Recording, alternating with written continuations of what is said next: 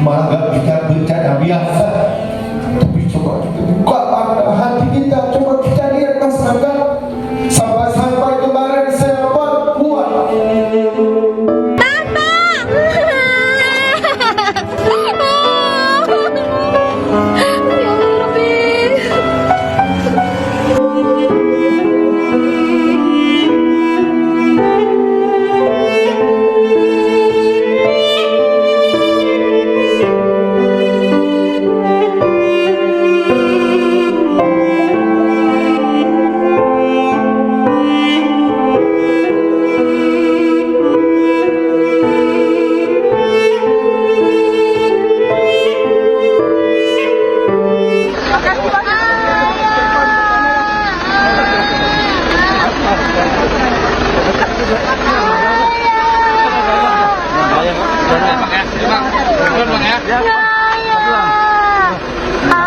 bahwa masih ada rakyat Indonesia di Aceh Timur yang belum merasakan bantuan, yang belum tersentuh bantuan dari pusat.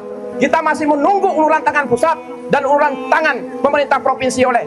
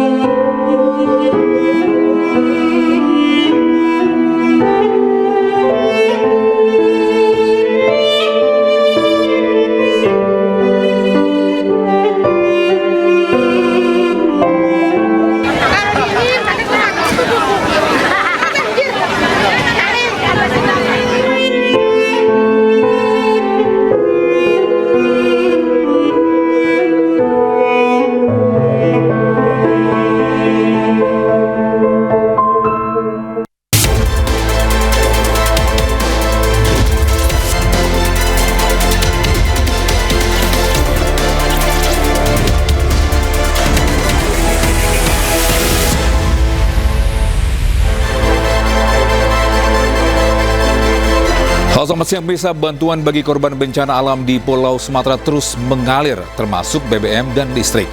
Sementara itu pemerintah temukan bekas gergaji dalam kayu gelondongan yang hanyut saat banjir bandang di Pulau Sumatera. Selain informasi tadi, kami juga akan menghadirkan beragam informasi menarik dan terkini terkait kebijakan hingga kegiatan para pemimpin bangsa. Bersama saya Togi Sinaga, inilah Pemimpin Rakyat, Pemimpin Beraksi Rakyat Awasi.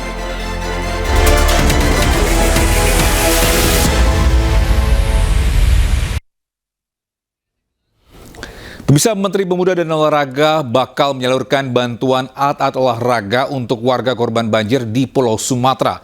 Bantuan diberikan untuk pemulihan psikologis melalui aktivitas fisik dan olahraga.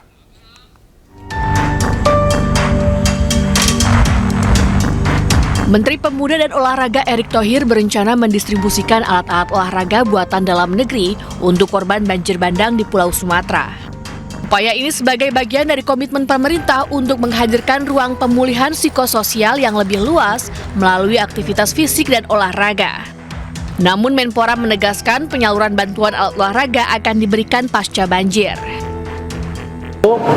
Kami tadi dari Kemenpora sudah bicara turut berduka cita kepada tentu para korban bencana yang ada di Sumatera, dan kami tentu akan berperan aktif setelah pasca, karena kami ingin coba membantu juga hibur kebahagiaan kepada semua yang terkena, dan itu dengan tupoksi kami ya, kita coba akan memberikan nanti bantuan alat-alat olahraga, tapi setelah pasca ya, kita berikan kebahagiaan lagi ya, bukan hari ini. Kalau hari ini kita semua harus basic ya, Pak Presiden dan para menteri sekarang luar biasa, mereka sudah coba distribusi ya, dan kami akan mengikuti selanjutnya dengan semua kegiatan ya, anggaran tahun depan yang kita harus sisir ulang seperti apa konteksnya, apakah bola, apakah alat-alat olahraga lainnya seperti.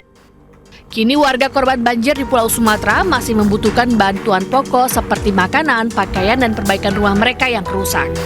Tim Liputan iNews melaporkan.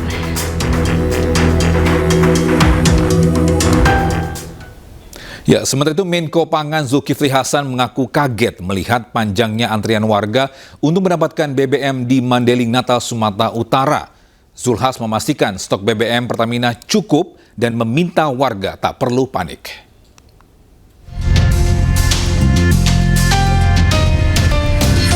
Menteri Koordinator Bidang Pangan Zulkifli Hasan dibuat kaget melihat antrian warga mengular di sejumlah SPBU di Mandailing Natal, Sumatera Utara. Warga berbondong-bondong datang ke SPBU untuk membeli bahan bakar minyak. Zulhas meminta warga tak perlu panik lantaran stok BBM Pertamina masih aman untuk beberapa hari ke depan.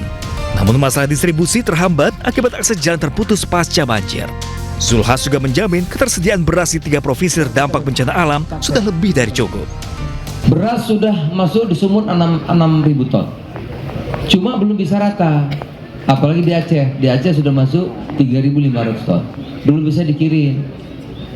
Begitu Sumbar sudah masuk 5.000 ton.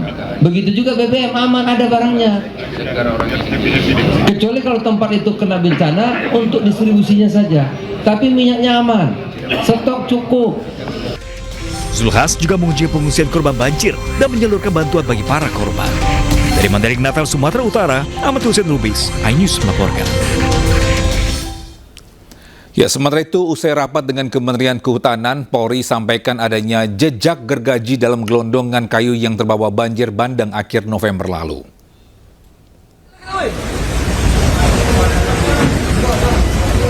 Ya, polisi dengan tegas akan menyelidiki kemunculan kayu gelondongan yang viral saat bencana banjir melanda Aceh dan Sumatera. Tim khusus juga akan dibentuk polisi bersama dengan Kementerian Kehutanan dan Lingkungan Hidup. Sementara dari hasil penyelidikan sementara, ditemukan bekas gergaji di kayu gelondongan yang hanyut saat banjir. Dari temuan tim di lapangan, ada berbagai jenis kayu, namun kita dapati ada beberapa yang ada bekas potongan dari senso ya. Itu yang akan kita dalami.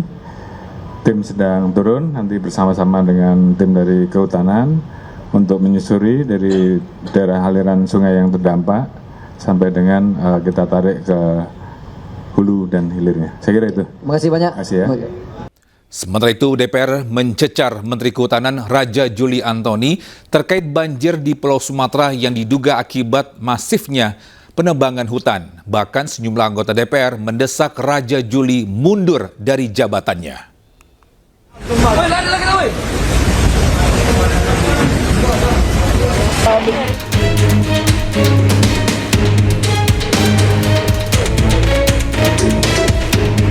Sehingga saya saran Pak Menteri, kalau Pak Menteri nggak mampu mundur aja Pak Menteri. Pak Menteri nggak paham tentang kehutanan. Komisi 4 DPR mencecar Menteri Kehutanan Raja Juli Antoni dalam rapat kerja di gedung DPR RI Kamis siang. DPR menuntut penjelasan Menhub soal bencana banjir dan tanah longsor di Pulau Sumatera yang diduga akibat penebangan hutan secara serampangan. DPR mendesak Kemenhub melarang aktivitas penebangan hutan, merehabilitasi hutan yang gundul, dan menindak perusahaan pelanggar aturan. Manusia mana di Indonesia ini yang seenaknya aja bisa motong-motong kayu seperti itu? Dan yang lebih menjengkelkan, itu truk itu lewat di jalan raya 2 hari setelah peristiwa banjir ini. Dan dengan kemajuan teknologi, truk itu lewat di depan hidung kita. Sungguh menyakitkan Pak Menteri. Ini suatu, kalau orang Jawa bilang ngece. Apa ngece? Ngejek, mengejek tuh ya. Perusahaan ini ngejek gitu. Di baru kita kena bencana, dia lewat di depan muka kita. Ini suatu suatu hal yang menyakitkan dan menghina rakyat Indonesia. Saya minta kepada Pak Menteri untuk cari tahu siapa perusahaan itu dan tolong jangan ada pohon-pohon besar lagi yang ditebangin. Bahkan sejumlah anggota Komisi 4 DPR meminta Raja Juli mundur dari jabatannya. Apa-apaan ini? Sehingga apa yang Pak Menteri sampaikan di sini dan paparkan tidak sejalan. Sehingga inilah tanggung jawab Pak Menteri. Pak Menteri tidak boleh lempar ke yang terdahulu. Kalau Pak Menteri punya hati nurani, apa yang disampaikan Pak Wakil Ketua Pak Marjohan yang tadi Pak Menteri katakan melalui ayat hadis, akhirnya terjadi. Sehingga mohon izin teman-teman Komisi 4, saya keras karena saya paling hatinya kasih. Luar biasa. Sehingga saya saran Pak Menteri, kalau Pak Menteri nggak mampu mundur aja Pak Menteri. Pak Menteri nggak paham tentang kehutanan. Sementara itu, menanggapi desakan mundur dari jabatan, Menhut mengaku siap dievaluasi. Tim Liputan iNews melaporkan. Pemirsa, Menteri Kehutanan Raja Juli Antoni mengaku tidak anti kritik dan menampung semua masukan untuk membangun sektor kehutanan yang lebih baik. Menhut juga menegaskan akan menindak 12 perusahaan yang diduga jadi biang kerok bencana di Pulau Sumatera. Saya dididik sebagai aktivis dan akademisi, saya tidak anti kritik, tidak anti dievaluasi, kritik tegas sekalipun. Kalau lihat media sosial saya banyak komennya, sama sekali saya perintahkan tidak boleh ada yang dihapus. Karena bagi saya ini adalah justru harapan, ya. Kritik itu adalah harapan, kritik itu adalah motivasi. Tentu kita berharap kritikan atau bahkan kemarahan itu pada ujungnya nanti akan menjadi partisipasi yang lebih produktif, ya. Dengan Pak Wamen, sorry.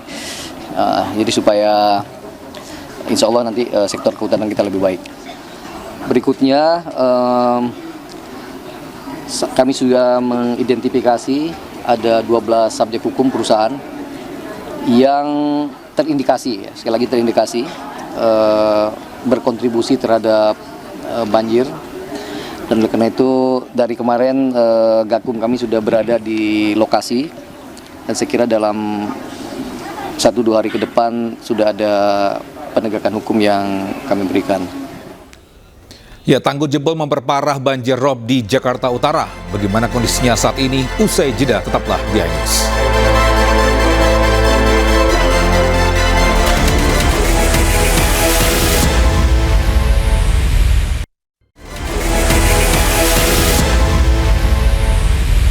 Ya, terima kasih masih bersama kami di Mimpin Rakyat. Pemirsa, banjir rob merendam sejumlah daerah di Jakarta Utara. Gubernur Jakarta Pramono Anung pun sudah bergerak untuk evakuasi korban.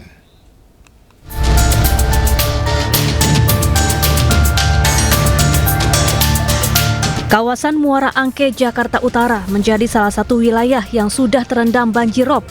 Warga membagikan kondisi terkini di lokasi tempat mereka tinggal melalui media sosial.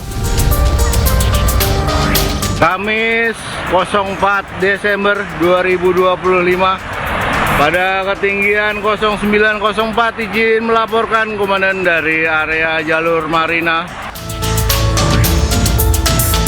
Sementara itu, air juga sempat menggenangi kawasan wisata Ancol Kamis sore. Air laut meluap hingga ke area daratan, khususnya jalur lalu lintas. BMKG memprediksi puncak banjirop terjadi hari ini. Banjir.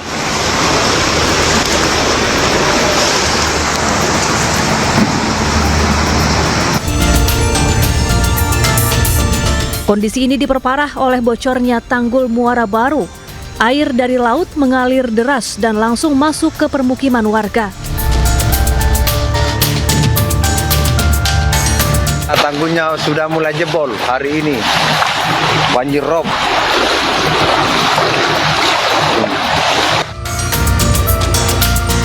Tak hanya di satu titik, tanggul Muara Baru bocor di sejumlah lokasi. Penjaringan, Muara Baru, dan Muara Angke menjadi daerah yang terdampak paling parah. Gubernur Jakarta Pramono Anung pun langsung perintahkan untuk memperbaiki tanggul yang bocor. Pemerintah Jakarta sedang membantu untuk penambalan kebocoran yang terjadi walaupun sebenarnya bukan tanggung jawab kami, tapi ini bagian dari apa yang kami merencanakan sebelumnya, termasuk yang ada di Pelindung. Saat ini Sudin Sumber Daya Alam Jakarta Utara sudah melaksanakan penanganan darurat di lapangan yang viral tersebut. Sebelumnya beredar di media sosial tanggul Muara Baru bocor di sejumlah titik. Kondisi ini cukup mengkhawatirkan lantaran air laut terus pasang selama 3 hari terakhir sejak Selasa 3 Desember 2025. Saat ini tanggul yang bocor telah diperbaiki, tujuannya agar banjir rob tidak semakin parah. Dari Jakarta, tim liputan iNews melaporkan. Ya, tidak hanya di Jakarta, cuaca ekstrim juga melanda Jawa Timur. Banjir bandang menerjang sejumlah lokasi di Kota Malang.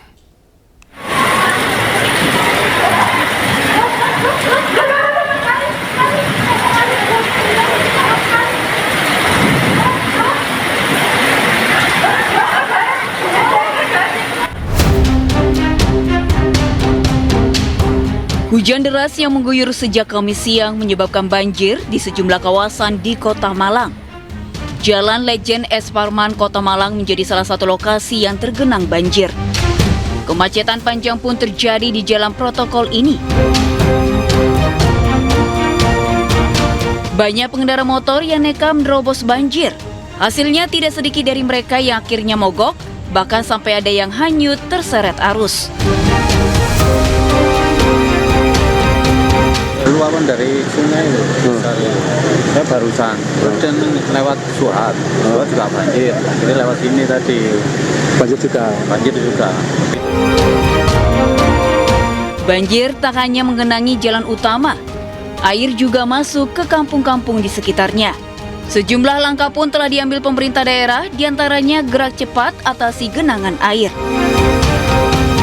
Aliran intensitas hujan juga tinggi, kemudian aliran yang dari atas juga besar, dan sana kan sedang perbaiki. Tapi nanti insya Allah sekitar sini nggak akan ada banjir karena yang dari atas sudetannya mau kita tarik ke arah ke Berantas. Sebelumnya, BMKG memprediksi cuaca ekstrim akan terjadi di sejumlah daerah di Jawa Barat, Jawa Tengah, dan Jawa Timur.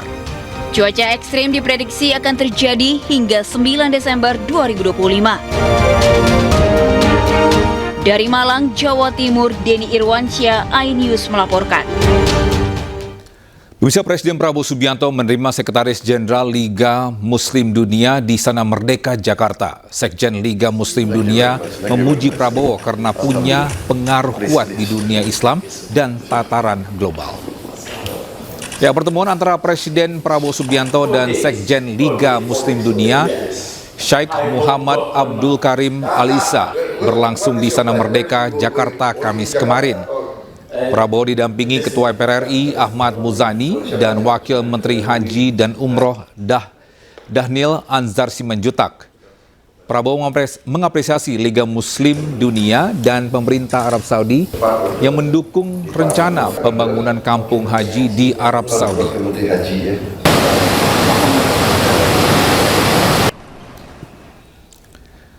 Wakil Presiden Gibran Rakabuming Raka temui korban bencana banjir longsor di Tapanuli Selatan, Sumatera Utara. Saat lagi di Mimpin Rakyat.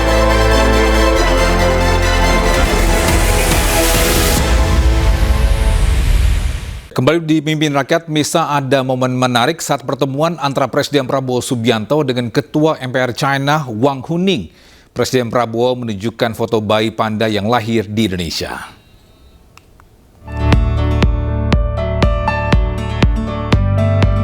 Inilah Satrio Wiratama, bayi panda yang baru saja lahir di Taman Safari Indonesia. Kelahiran bayi panda yang dipanggil Rio menjadi momen bersejarah lantaran butuh waktu 10 tahun untuk induk panda berhasil memiliki anak. Momen bersejarah ini dibagikan Presiden Prabowo kepada Ketua MPR Cina Wang Huning yang datang untuk berkunjung ke Istana Kepresidenan. Saya kasih nama Satrio Wiratama. 我给他取了一个印尼名字，叫 Satrio Wiratama. Wiratama. Artinya pejuang mulia yang berani dan berbudi luhur. 它的印尼语的含义是勇敢的奋斗者。 Itu nama panjang. Tiap hari kita akan panggil Rio. Wang Huning mengucapkan terima kasih kepada Prabowo karena panda mereka bisa melahirkan di Indonesia dan dirawat dengan baik di Taman Safari. Tim Liputan iNews melaporkan. Pemirsa, Wakil Presiden Gibran Rakebuming Raka temui para korban bencana banjir longsor di Tapanuli Selatan, Sumatera Utara. Gibran pastikan operasional posko pengungsian berjalan dengan baik untuk bantu pengungsi. Mas ini sekaligus menutup Mimpin Rakyat hari ini, dan temukan informasi terbaru lainnya di www.inews.id. Dan cuplikan tayangan berita iNews dapat Anda saksikan di kanal YouTube Official iNews. Saya Togi Sinaga dan kerabat kerja yang bertugas pamit undur diri. Pemimpin rakyat, pemimpin beraksi, rakyat awasi. Sampai jumpa.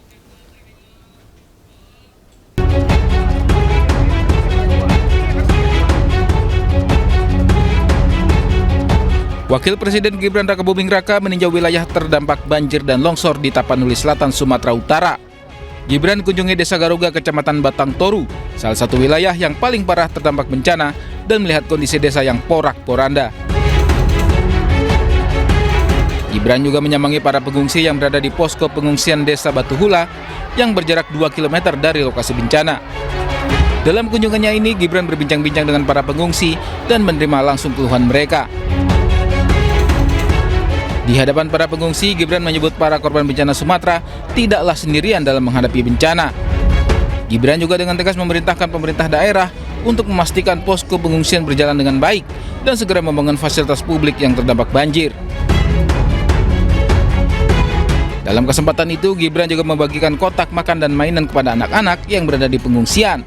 Selain kunjungi Tapanuli Selatan, Gibran juga kunjungi wilayah terdampak bencana lainnya di Sumatera, yakni di Kabupaten Agam, Sumatera Barat, serta Kabupaten Aceh Singkil, Provinsi Aceh. Dari Tapanuli Selatan, Sumatera Utara, Indra Mulya Siagian, iNews melaporkan.